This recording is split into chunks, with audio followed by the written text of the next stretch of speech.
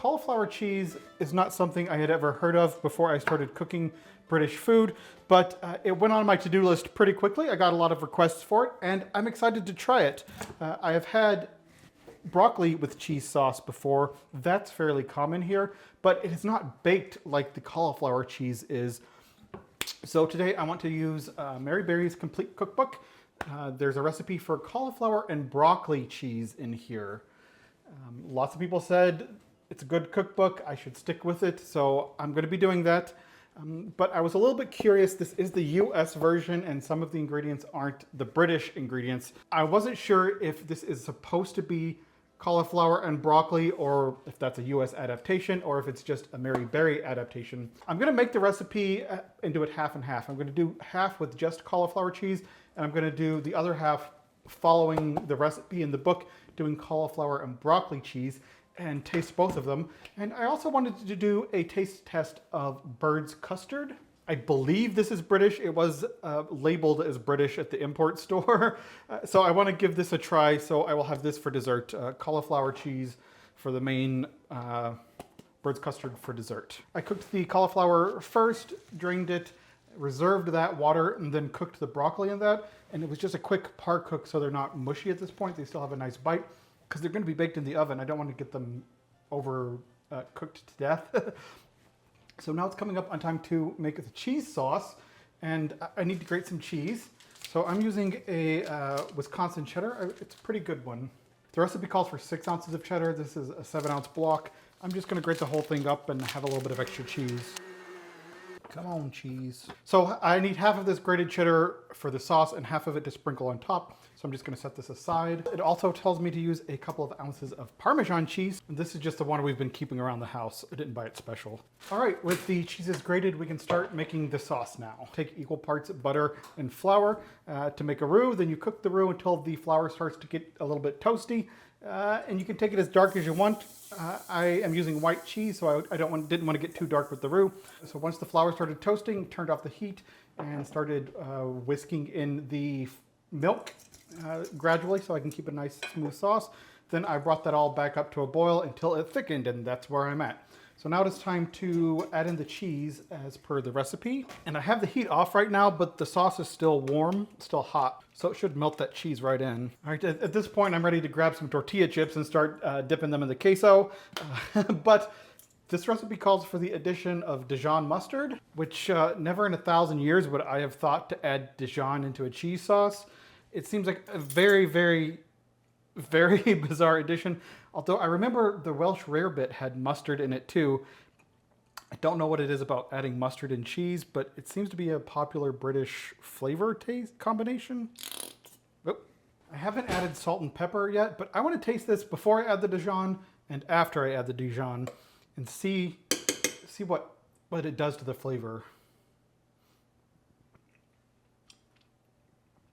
Nice creamy cheese sauce, criminally under-seasoned at this point. Definitely need some salt and pepper and some jalapeno juice. If I were making it for myself for cheese dip, I would have added some jalapeno, the juice from a jar of pickled jalapenos, but maybe the acidity from the mustard kind of does like that, like the juice from pickled jalapenos. Okay, I'm gonna give it another taste with the Dijon added to see what that does.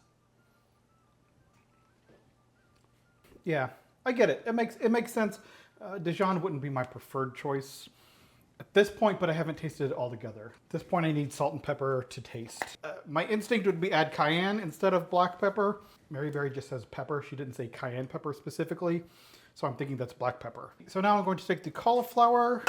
I think I just want to keep the cauliflower and broccoli separate. So I'm going to take half of this sauce. Maybe a little bit more than half because it seems like there's a little bit more cauliflower. Then just toss this with the sauce. I'm going to put this into half of the casserole dish. Come on. If my hands would work properly, that'd be great. Cauliflower on one side, broccoli on the other. Okay, it was about 60% cauliflower, 40% broccoli. Just going to clean up the edges. I may have gotten away with a little bit of a smaller of a casserole dish, but I think this will come out all right. It still looks nice enough. although not quite as full as I would have liked it. I feel that looks quite lovely, actually. I would be happy if I were served this, and I would be happy to serve it. It looks nice. How long do I cook it? So with the oven at 200 Celsius, 400 Fahrenheit, gas mark 6, I'm going to cook this for 20 minutes.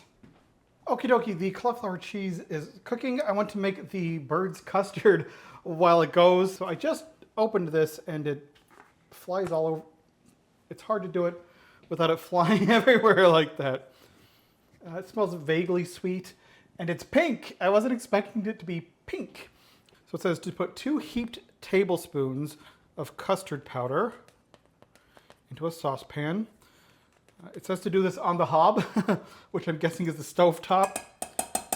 I don't know the origins of that word, but I'm betting it's some sort of previous iteration of a stove. 2 tablespoons of sugar. Okay, I have a pint of milk, which is about 2.5 cups. Oh, it's orange. I thought it was pink. It looked pink in the container. Now it's orange. Okay, I have a thin paste of it here, and I'm going to add the rest of the milk. Okay, I turned the heat off on this. I turned the heat off on this for a second because the cauliflower cheese is done. I got just a little bit of color on the top, just enough so it has some contrast from the broiling, the grilling. It does need to sit for a little bit to cool, and I need to finish this custard. Brought it to a boil and then cut the heat off. So I'm guessing it's gonna thicken up as it cools. So I'm just gonna put it in these little pudding bowls. It doesn't say how long it needs to set. It doesn't say how cold it should be when I eat or warm. But I'm going to switch over to the table and start tasting the broccoli cheese, cauliflower cheese, and this should be set by that time. I'm gonna leave the lids off until they've cooled down.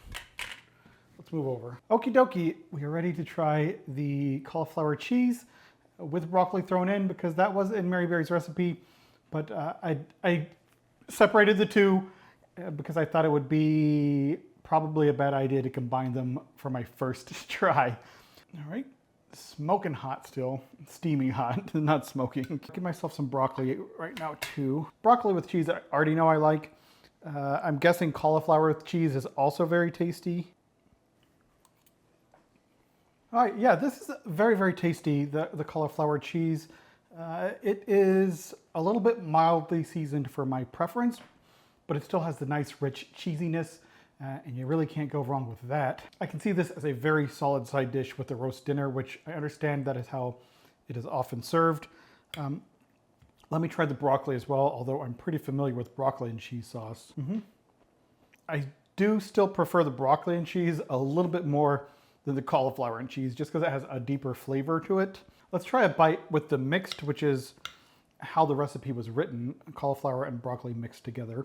Very tasty. What else can I say? I'm gonna give it an 8 out of 10 because it's a solid dish. It's good for a lunch. I'm having a lunch with some custard for dessert. It wouldn't make a full dinner meal for me as a main, so it's a good side dish for dinner. Makes a reasonable lunch. I'm gonna be a little bit of a heathen and try some sriracha on it to kick up the flavor of that cauliflower a bit. Give it a little bit of spice. I think a nice punch of heat would really set this over the edge. Yeah, the cheesiness of the cauliflower cheese with the little bit of spice from the sriracha, it balances out pretty well, and it makes a nice tasty combination. So 8 out of 10 for the cauliflower cheese, cheesy cauliflower. 8 out of 10 for it. That's not counting the flavor with the sriracha. I'm enjoying it very much. So I want to check on the custard to see where they're at. And if I pan down here a little bit, you can see that Pearl has joined me again. She likes sleeping on this. Got this blanket here to muffle the sound, and she likes jumping up on it and laying on it and watching the birds out the window. You good kitty? You're not going to look at me? So I seriously underestimated the amount of time it would take this custard to set completely. I guess it had to be completely cooled. It didn't say how long it would take on the box, so I just left it in the refrigerator in the little pudding cup for, it's probably been 2 or 3 hours now. It's going on evening time. And I did melt just a tiny bit of butter and poured it over the top just to keep it from forming that thick pudding skin. So I want to go ahead and give it a try. I'm going to extricate this little butter top I have on there. The seal. This isn't thick set. It's still a fairly thin set custard, but let's give it a try. No smell to speak of. Okay, very pleasant.